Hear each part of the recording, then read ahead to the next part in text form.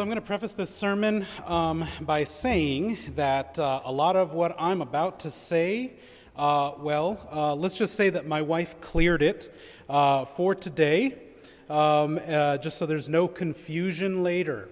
Okay, all right. So as a newlywed couple, we lived in an apartment in Parkville.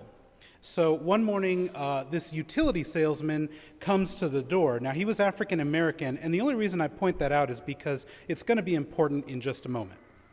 Now, when my wife answered, he asked her, "Are you the queen of the castle?" To which she gave him a blank look and said, "Lem?" And I came running because I was in the other room, and I said, "What's up?" So she kind of just stood there pointing at the salesman, who said with a smile to me, "Are you the king of the castle?" Now, Bonnie was completely thrown off by his language choice and froze, and for the life of me, I can't understand why. I just kind of looked at him funny because I'd never been addressed like that.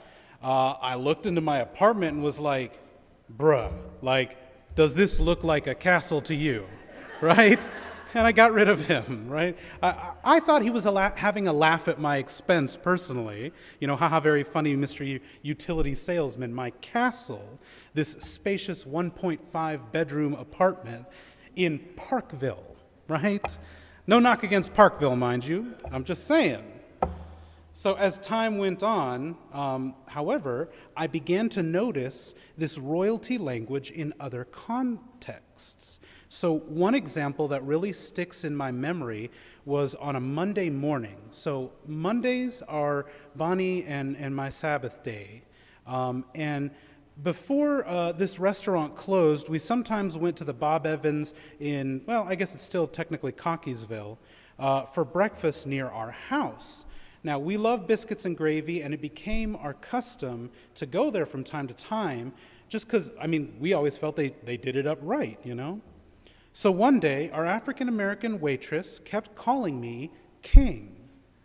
"Hey, King, can I get you something to drink? Or what would you like to drink? Here's your plate, King." On and on.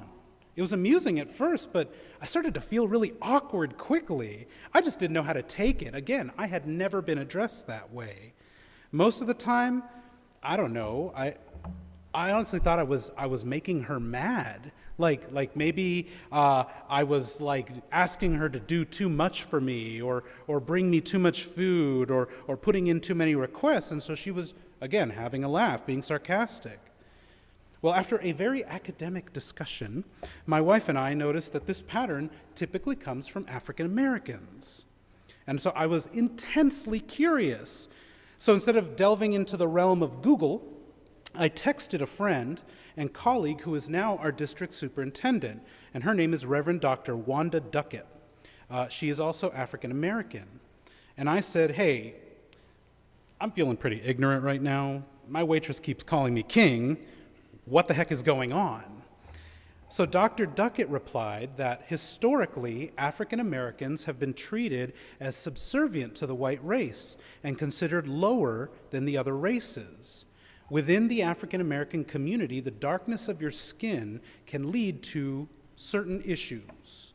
So instead of trying to absorb this mentality, instead of doing what everyone was doing to them, some of these folks choose to try to elevate one another by giving them titles to show honor and respect, the kind fit for a king or a queen.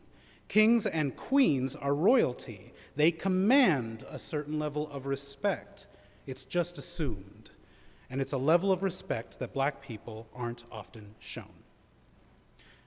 So if it weren't for Hollywood or American fantasy fiction, this idea of royalty would seem very odd and out of place for many of us, because it's just really not a part of our lived experience.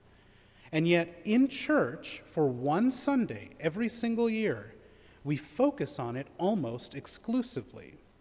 So as I mentioned before, today is Christ the King Sunday. It's the last Sunday of the Christmas year, of the Christian year. It's kind of like our Christmas Eve or New Year's Eve, as it were. So the new year for Christians begins next Sunday on the first Sunday of Advent. And Christ the King Sunday, I didn't know this, by the way, until I did the research. It's actually the youngest Christian observance. I thought we'd been doing it for hundreds of years. No. Unlike most of our holy days that have centuries or millennia backing them, the festival of Christ the King was established in 1925 by Pope Pius XI, who felt that the followers of Christ were being lured away by the increasing secularism of the world. In his opinion, folks were choosing to live in the kingdom of the world instead of in the reign of God. And even though it was observed as early as 1925, it actually wasn't until 1969 that the tradition was set to be the last Sunday of the church year. It's that young. Now, personally, I think it's odd that the 20th century church would develop a festival that focuses on Christ's image as king instead of something else. I mean, here in America, we understand the image of king about as much as we understand the image of, say, a shepherd, which is to say, hardly at all. Again, Hollywood lets us know what shepherds are. Who here has actually done shepherding? Right. We actually don't even do that stuff anymore. We don't need to. It's all mass-produced farming. We know what the words mean. We get it, right? They're in the dictionary. We see them on TV or other screens. We get it conceptually, but we actually have no real first-hand knowledge or experience about them.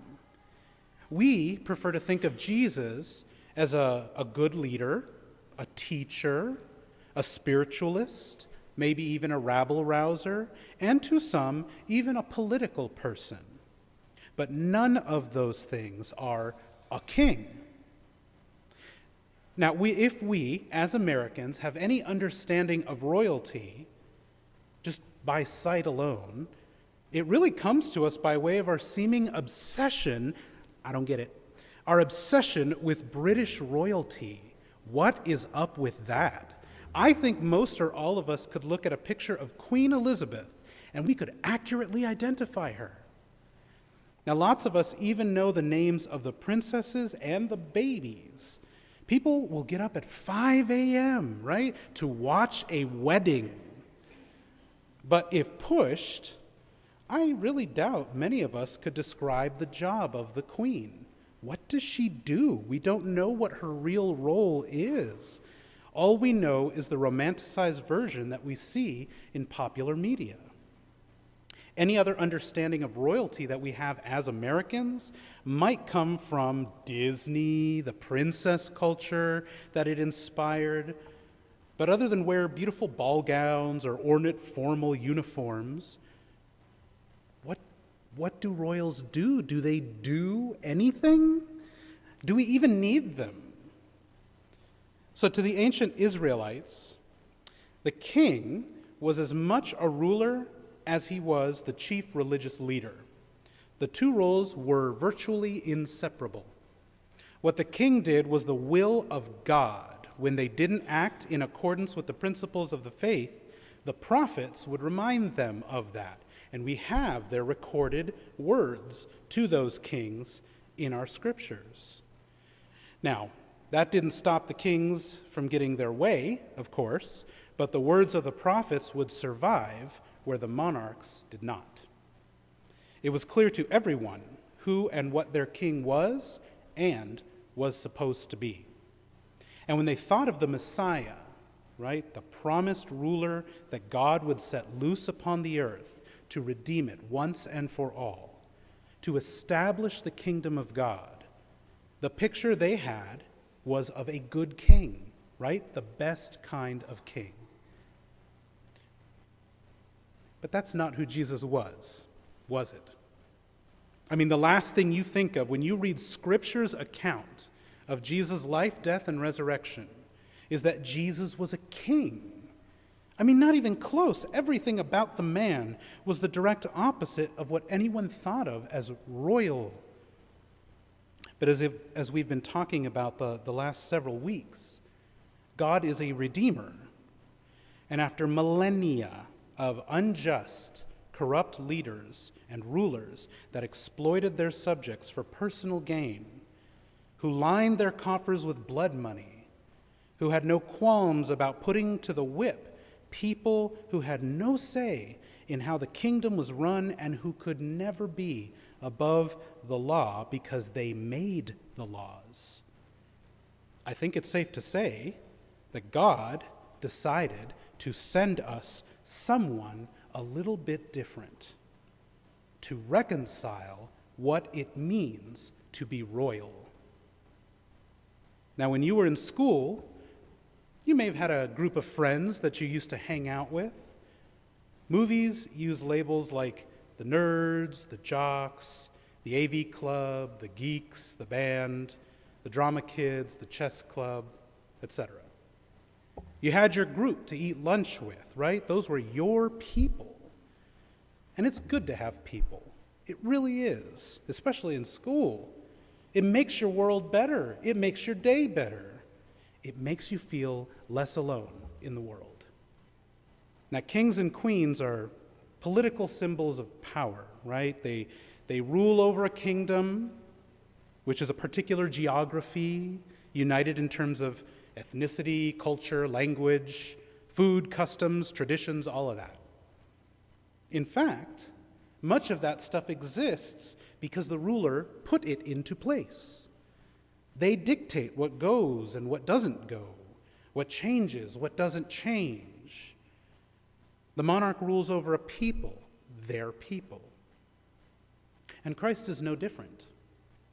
What we declare today, though, and every year on this Sunday, is that Christ has made us into a people. We are God's people. Now, Jesus said that his kingdom is not of this world. I think he was saying that when his followers refer to him as king, they're not talking about an earthly king. Rulers command legions to slay their enemies. If the ruler's life is threatened, it is the responsibility of the people to protect them with their lives. Now, if the ruler is a good and just ruler, people do it willingly. They will sacrifice themselves for the ruler because they're not just fighting for the king or the queen.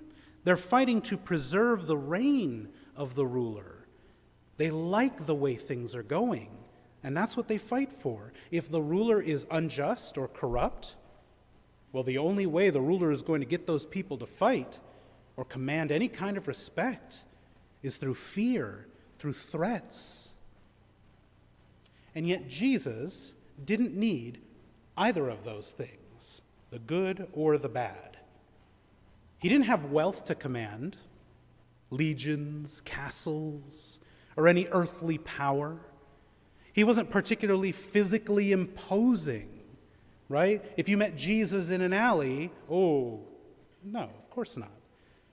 Half the time he was telling his people to leave all their wealth and possessions behind, to give it to the poor. He had nothing and no one to rule over. But he did have one thing. He had an idea. And that idea drew legions to his side. It continues to do so. And it led to one of the most well-known movements history has ever known. It conquered the Roman Empire. It became the pretext for the successful reign of almost every European monarch, for good or ill. It commands respect from modern rulers. You can't get elected president if you're not a Christian, right? And drives people and resources the world over. Think about all of that. The power of Jesus is not in this physical world. It's not on this plane. It's in your heart. And that is why it's so powerful. Christ has united us, a baptized and claimed people, folks from all walks of life, spanning every nation on the planet. When we get our faith right, it can literally move mountains. But when we corrupt it, when we make it something different than God intended, it becomes a dangerous and powerful tool to coerce compliance.